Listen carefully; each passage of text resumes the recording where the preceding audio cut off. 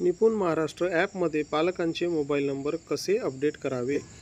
सर्वप्रथम आपल्याला प्ले स्टोअरवरून निपुण महाराष्ट्र हे ॲप आपल्याला डाउनलोड करून घ्यायचे आहे।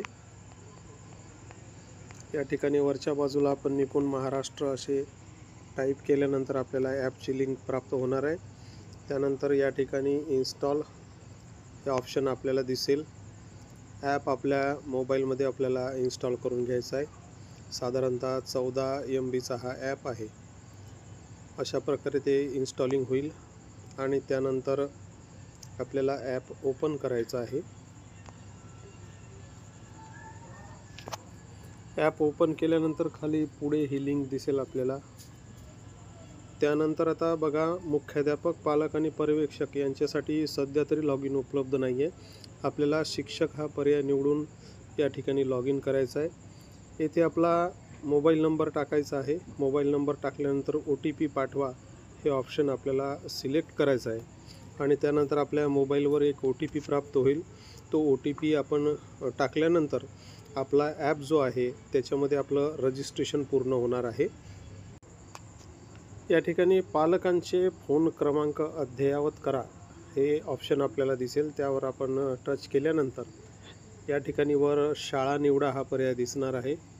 या ठिकाणी तुमच्या शाळेचं नाव आलेलं असेल ते सिलेक्ट करून आपल्याला शोधा हे ऑप्शन निवडायचे आहे।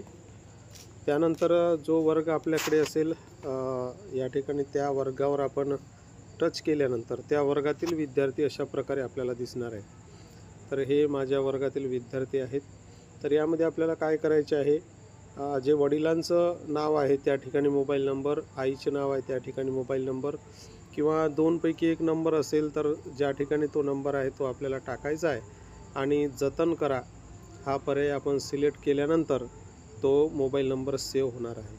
हे बघा, अशा प्रकारे सर्व विद्यार्थ्यांचा आपल्याला मोबाईल नंबर या ठिकाणी टाकता येणार आहे।